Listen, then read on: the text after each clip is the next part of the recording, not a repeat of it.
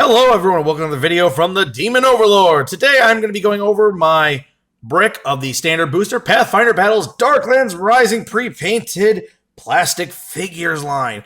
Now, I really look forward to this. As I said in my last video, I got a lot of these that are very heavy. Now obviously as you can see, I removed the plastic wrapping to save you guys the trouble of listening to that irritating crap. Now, what did I want to say? Oh yes, as I did say in my video last time of the reveal of the Demon Overlord, so on some of my videos there, I will be using the camera setup I had before, so you can actually see me in there when I talk about things like that. So, right now though, this is just miniature review. Don't need me in there. Now, I do have a few miniatures. I'm hoping to get this one. I think the Wood Giant, the Adamantine Golem, the Shoggoth, the Long Spider would be okay. But, you know, there's a couple things I really want out of this one. So, like I said, too, guys, this is a, sort of chance for two big boys for one. You can get the two large class creatures and then two medium or smaller, or you might get one huge and one large and two smaller. I don't know if that's really how that works. I doubt you're going to get a chance for two huge. Maybe. I doubt it. But, you know, really awesome. Let's get started here. So let me just take the box out of the way. Okay. Okay. Got the first miniature already ready to go. And awesome. The first big miniature we've got is one I was really looking forward to. Turn the turntable on, and we have the lovely female Wood Giant. Now, if any of you know, in D&D's lore, Wood Giants are believed to be sons and daughters of Adam, just as any other true giant. Now, I only go out to D&D because I don't know Pathfinder lore, guys. I'm just letting you know I did this for the miniatures. I'm just glad to get a Wood Giant, so I have something to put on the board for D&D of them, since they don't have a miniature. Now I have one. Yes, it's not the true huge class. I don't know if they're huge or not. I never looked up their stats, but at least I have one. So really awesome sculpt, as you can see. Lovely design. I like the little bow there. I wish her arrow's got a little bit of the warp syndrome, but nothing. A little bit of just standard hot water could probably fix. Not that bad. And I actually love the green skin on her. The green skin looks really nice. Really nice miniature. And surprise, surprise, the first box was actually a double large creature box. Here we have the Pathfinder version of the Lacruta. And you know, the more I look at this thing, the more I gotta say, I like the design.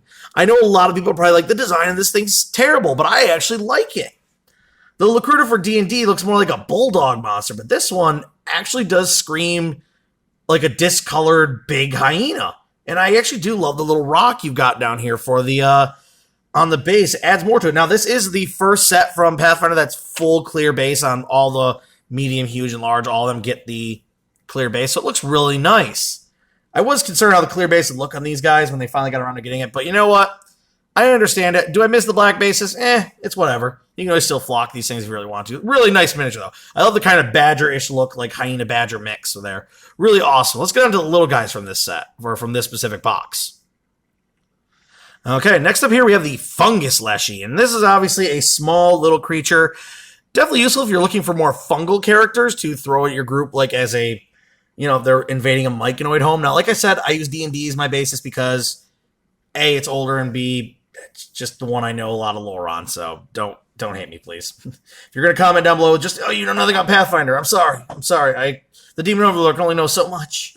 But I love the little staff there. That staff piece is very nice, and the head sculpt is very lovely as well. Very nice piece, very nice, and definitely a lovely little more plant folk to add to the box / fungal folk.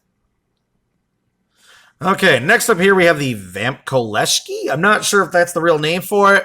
Really, what I would say is this would make a lovely ghoul miniature, as ghoul minis are pretty usable in a standard campaign, as they always like to swarm around the dead of whether you killed them or not. And they will have no issue ripping you apart to turn you into a dead for them to consume. Sometimes fresher meat is better, as they say, but I actually kind of like this sort of a feral, sort of gangly sculpt. It kind of reminds me of like a golemish sculpt, like the whole crawling, but really nice piece. I mean, the fangs could use a little better detail work, but you know what? It'll work at all, because, I mean, you got to remember you are looking at this from a distance. Let's get on to the next box, though, shall we? Okay, the next one here, we actually looks like we have an issue. So, this one I think is called the Scaveling. Let me check the name quick. Yeah, Scaveling. And shame that this one actually came broken. I've heard that a lot of people are having broken ones of this set. You can see he broke from the flight stand. I can luckily probably glue him back on. I actually thought he was missing a leg, but he actually isn't. That's actually a nub on purpose. So, really awesome giant bat monster if you want to use like a giant zombie bat type deal. Really kind of shame he fell apart. Not much else I can say other than that he does look really nice. I'll have to actually do some repair work on him, so dang, come on, WizKids and NECA. You gotta get your stuff together here. Come on, Paizo, you shouldn't allow this. Just saying, not trying to be mean to the companies. I do love the miniature still. I'll fix them up. Hopefully I don't get duplicates of this guy being broken. Well, let's move on to the next one just because, unfortunately, that sort of bummed me out a little bit. Next up here, we got one I really was actually looking forward to that I actually forgot was in here, and that is the Giant Toad. I do love how, unlike giant frogs, for being a true, like, large creature, he's just so big. I know giant frogs are usually like a medium, but this guy is just awesome. I love the red designs you see there on his back, the teeth, the big grungy teeth, the yellow, like the kind of grungy yellow eyes, the skin. Yes, you can make the mistake calling this guy a frog, but just remember, toads are faster on land than the frog is, so he's going to definitely mess you up. And he's probably going to have a cool poison effect. I would give mine like a cane toad effect with some poison and really give the group a really bad time. Really awesome monster. This one I got to give total 2 thumbs up to like them so far. I love this creature. Just a really awesome animal. So we have a quick mention here. Did get my first duplicate is the Vamp Koleshki. If I said it right, like I said, sorry if I'm not saying it right. But just want to give him a quick little one because he was part of the box. Okay. Here we have another one I actually wanted that I forgot was in this set. And this is the Giant Amoeba because he's a lovely little slime monster. And as you know with amoebas, they consume things in the false foot that stretches out, grabs you, pulls you in. I mean, like, pretty big creature. He's a small creature, I think, still. He's not really exactly medium class. But you know what? If you need another slime miniature, this is definitely an awesome thing to have because now you got another slime that you can use on the board. So a really cool piece. Definitely recommend if trying to get a hold of some of these bad boys, if you're looking for some more creatures to add to your terrain to really make those dungeons interesting. Next up here out of the next box, we have the Arboreal Regent. Obviously a treant, if I would use it for anything in D&D or like Magic the Gathering base, but you know, definitely would make a lovely treant for your game. I mean, big tree folk. Definitely huge class. I mean, just enough to say huge class and not really argue about it. What can I really say about his painting? It's interesting. It's simple. Kind of not sure I'm like a big fan of how humanoidish she's got with the actual torso body. I like it better than the head and the torso for a tree are very connected. There's not much different. It's kind of looking more like an almost alien folk than he does like an actual tree folk or treant effect. But, you know, interesting. I wish the foliage could have been painted a little better, to be an honesty. They could have made a little more detail in that. A little more texturish look, and it would have been better. But not bad overall. An okay huge class to get for the miniature inventory. Not enough tree folk as there is. Next up here, we have the Pathfinder Battle Style Periton. Which, honestly, you know, I don't hate either the Peritons from either series of Pathfinder or Dungeons & Dragons, but I gotta say, this one looks really cool in its own way. I mean, it's unique in its bestial look, but I gotta say, like, you know, it could have been worse. The sculpt on the face there is a little bit too weird for me, but the rest of it's not too bad. I like the bird legs, the sort of eaglish body back, the wings. I wish the wings were a little more brown than purple, or maybe a little bit more like unique color, more like a real bird. But, I mean, that aggressive wolf face, technically in D&D lore, this fits actually pretty good because it has the fangs and features of a wolf with deer antlers to be like the proudness of a stag with the stag body. And then you got the eagle legs for like, you know, the flight. So in a way, would easily work for D&D. You just have to say maybe it's a variant of Periton. You know, this could be more of a forest variant versus the other one, maybe more like a rock variant. Something like that, you know, something easy. But a very good miniature to get nonetheless. Here we have the itty-bitty little Gnome Scouts. Now, I think it's supposed to be a female sculpt. I could be wrong. I'm not really sure. There's no like ponytail, and with it having a mask of face, it would be great for a rogue character if you want to use it as a rogue. It would be a lovely rogue woman, or, well, it does have like a ponytail, so I guess it could say it's a male or female. It could be ambidextrous, or, you know, easily replaceable for either gender, just because, like, you know, guys can have ponytails too, so... Yeah, pretty good piece. Definitely like it. It's always nice to get a couple more unique styles of gnomes. Let's move on to the next one from the box, shall we? Here we have Zokruthon, Midnight Lord. Man, that is one edgy name for a character. Sorry, I couldn't help myself. But, you know, I don't know. Interesting. He's got that weird psycho killer style pullback sculpt in the head. Nice little translucency effect of the shadow around him, and a nice simple red thing. And it ties it all together pretty good with that big crown piece he's got. So you know what? I'd have to say it's very nice for a good named piece. Now, I don't know if he's rare or not, but really awesome and really cool. Definitely think he'd make a nice big bad, or at least a mid-boss your characters could face in a dungeon or a cave. Really cool, really cool. Let's get on to the next box, though, shall we? Now, here we have Norn. Now, I'll be honest with you, I have no clue where her lore is in Darklands Rising, but, you know, for a flight sculpt, technically, or a jumping sculpt, very unique. I still love these new flight stands they're doing with both the Wizards of the Coast and the Paizo-based miniatures. I love these new flight stands. They're so much better than the peg style. I mean, I wish my bat monster from before, as you in the video, had that type of chunkier base. It might have survived better. But I actually like all the braids. Those braids are very intricate, and so many of them. And you don't lose the fact that they don't muddle themselves out. And I actually like the horns. She's got unique sculpt. I actually like a character in motion like this. It gives her a more unique and dynamic pose, which gives her more detail and more interest when you put her on the board. So that's a really awesome miniature, even though I wasn't really 100% looking forward to getting her. But you know what? Hey, she's great and she has a good pose. She'll make a great addition. So let's move on to the next large one from this box. Here we have the Flashwarp, which I'm only going to say that because I don't think I'm going to get the second part of his name right. So my apologies if you really want to hear me try to butcher it. So I'm not going to. But this guy looks like he's going to do a really good job of butchering your PCs, because this guy is one creepy guy. This is a nightmare for you. You wake up to this thing over you.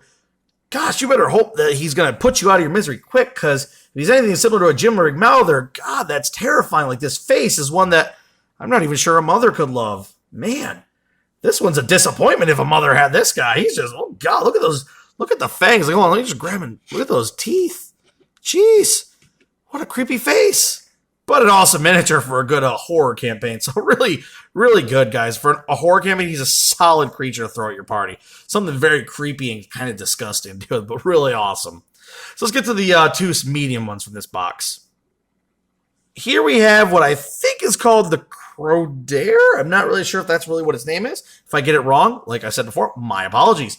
This guy is a likely cool-looking little fish. I mean, like, I know he's not technically a normal fish, like they actually can breathe on land and stuff, like holding in water and things like that. So, I mean, if your group's in a pinch to find some probably drinkable water, maybe you slice one of these things open and get the water out of them. I mean, might have a fishy taste or a fishy smell, but pretty cool look. I like the watery base on him. Very awesome and a very nice fish. You could also use him as a fill-in for just a big fish that your group catches. Really cool. I really like it. I don't even mind the four eyes. The four eyes at first were a little off-putting to me, but you know what? I kind of like it. Looks pretty cool for this gulper-esque looking fish. Kind of reminds me of a lionfish now that I think about it. But really cool. Moving on. Okay. Here we have an actual humanoid that's a normal human. We have the, humanoid Ash. Here we have the Hollowborn Rogue. Now, I'm not really sure what the Hollowborn Rogues are. I would probably just use this as a Dark Elf personally, just because I feel it would be easily usable for that. But honestly, I like his sculpt. He's a cool rogue look to him for sure. So the Hollowborn Rogue part, at least he'll do really good for a Dark Elf Rogue. I really would definitely recommend using him for that if you're doing it for D&D, or he'd be a nice PC character if you want to have a cool look. I like the actual little faceplate over his, cheek onto the nose and all that, like that little bit of almost Aboriginal style. Pretty cool. Or it might be metal. I'm not really sure, but it looks pretty cool. I like the how it breaks up his face. Really nice miniature. So let's get on to the next four boxes, since we're done with the first four.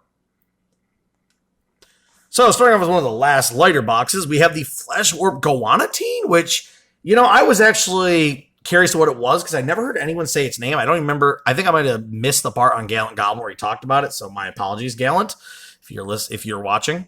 But this is an awesome miniature. I like this guy because he's just a really big sort of water-looking lizard man, and I just like lizard guys. I don't know, I like reptilian folk. They look cool when they make them to look like this. And I mean, I know he's a flesh warp, which is different, but in D&D I would use him as maybe a flesh, like a giant lizard man, like a special guard or champion, or maybe you could use him as a Sahuagin if you really wanted to, like, because he has that watery look to him, and it would be very interesting indeed. I just love his detail. He's got such great detail for an imposing, terrifying lizard man. Well, let's move on to the smaller creatures from this one. And immediately, as I said, the smaller ones, I immediately pulled out the next huge one, or another large one. So this is another double box. We actually have the giant Stag Needle. And you know what? I wasn't certain how I felt about these light colors on him. But, the yellow and purple looks pretty good. With that little bit of orange flare on the edge. Yeah, I like it. I actually like this thing. Look at him. Now, he is on a flight base. That worries me. He's on a little peg stand. It's a little bit angled and a little chunkier, so hopefully it's going to last well. Man, I really wish they'd put a little bit bigger of like a base on them to connect to the base in that situation, like a little bit better of a stand. But you know what? I like them. I like big animals like this. You know, more creatures to add to your campaign, whether it's Pathfinder or D&D. Some cool like animal your group come across that could be a little bit of a fight to get some nice meat or some materials out of them.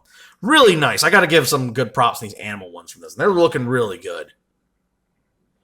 Okay, next up here we have the Tengu Bard. Now, I think in Pathfinder they called the Kenku Tengu, which I know why. I mean, and ironically, it does have a more Japanese, Asiatic feel with the fans. So, you know what? It's not a bad sculpt. And you know what? It's the first time I've seen a really good female crow folk. I'll say that as a way of not saying, you know, Kenku or Tengu, so I don't mess it up. But I like it. It's unique and different. I wish her hands were a little darker, or maybe they were a little more exposed. Because like you can see her feet. Just can't see her hands that well, but really cool. I mean, it's nice to see a female Tengu or Kenku. So, you know, you can use it for either one. It's really nice to have one of those instead of always just having a male in grungy clothes. So very nice to see the other side of the crow folks' evolution into society. Very nice. So here we have an actual drow. I know I made that comment earlier with the, the rogue from the Hollowborn.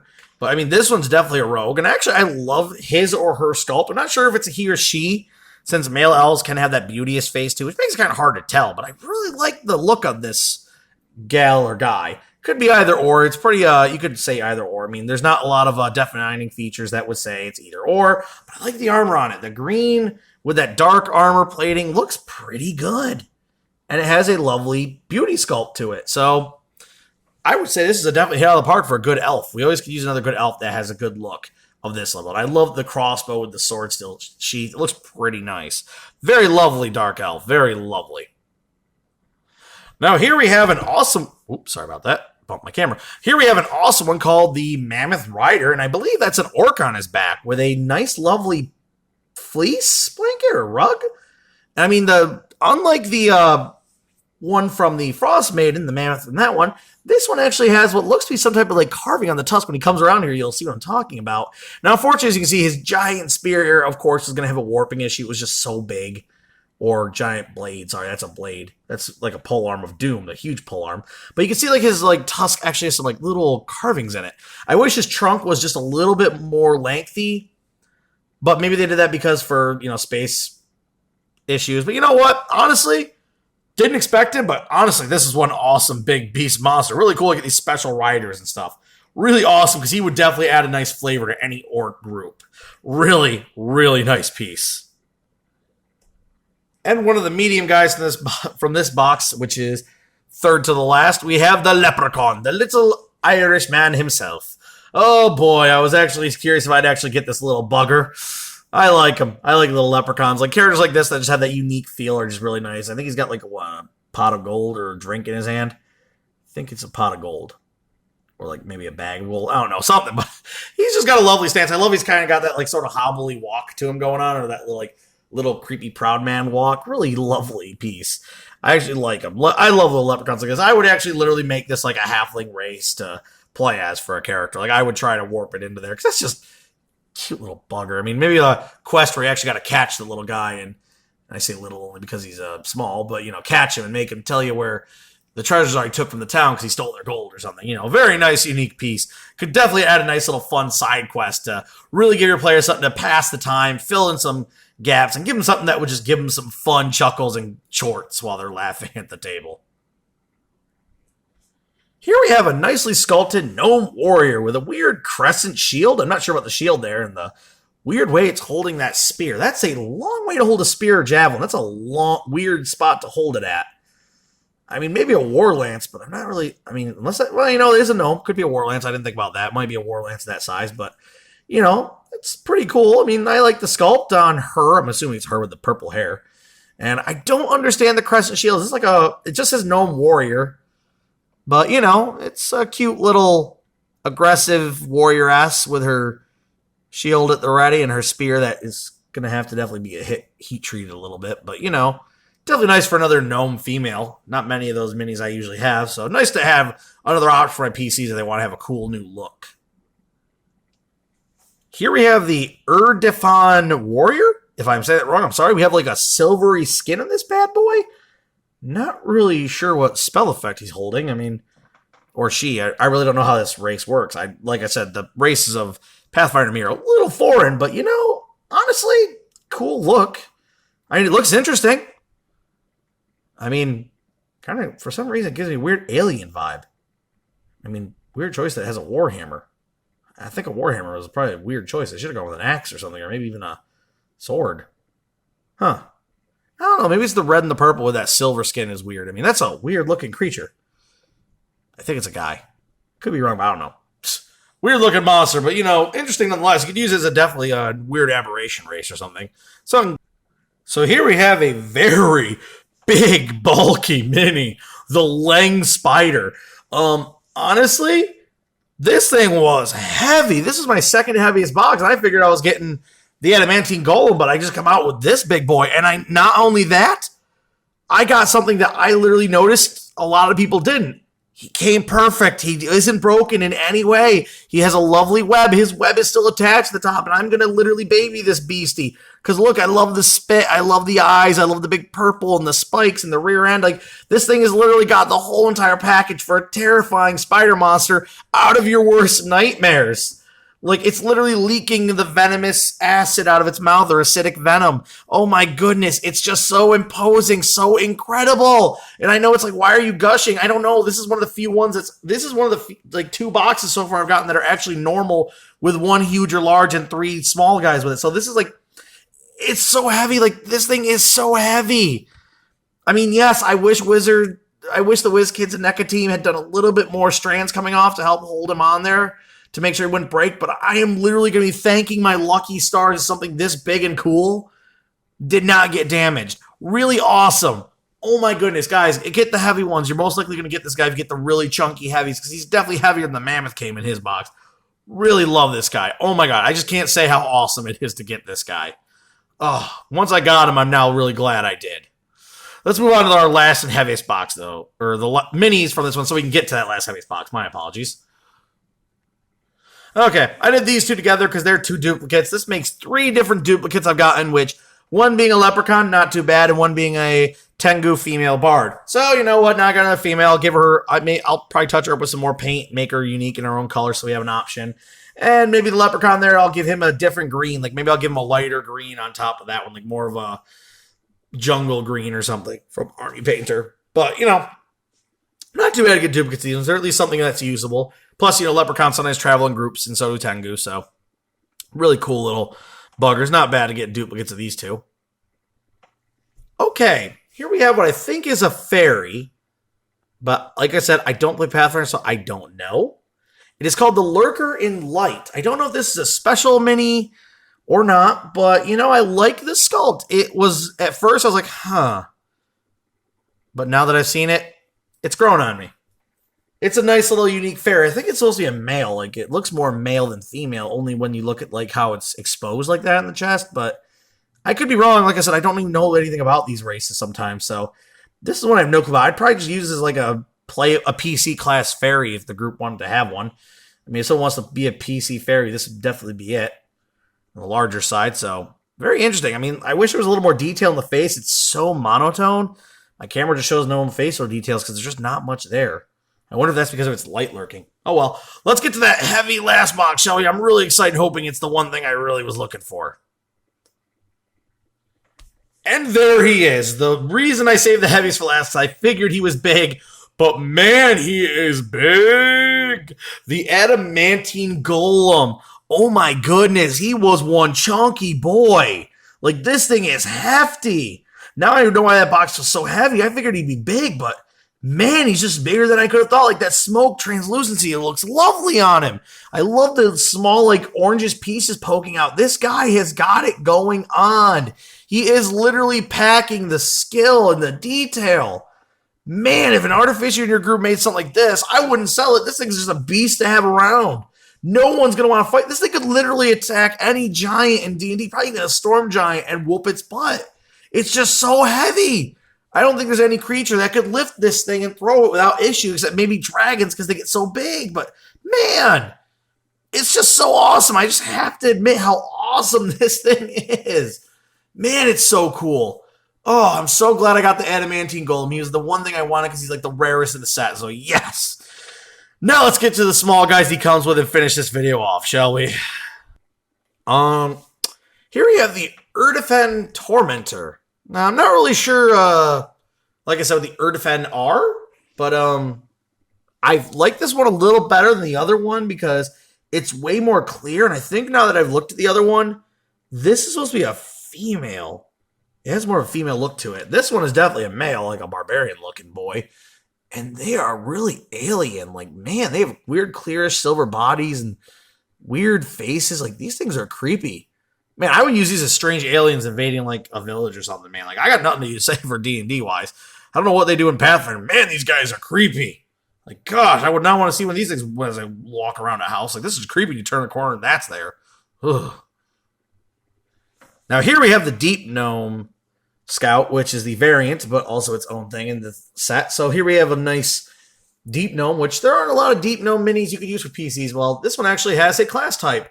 I know, for instance, the other Deep Gnomes from the D&D line, they don't really have much going for them.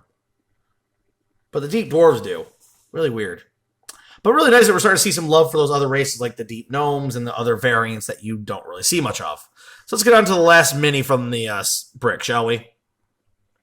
Here we have the Dig Widget, a creepy constructed creature that has a really knack for just wrecking stuff with its drills and going crazy, apparently. So, since my group has an artificier, maybe he might make this kind of weird monster psycho drill freak to go crazy on a board. Really nice piece. I mean, for a nice construct creature, it looks pretty cool.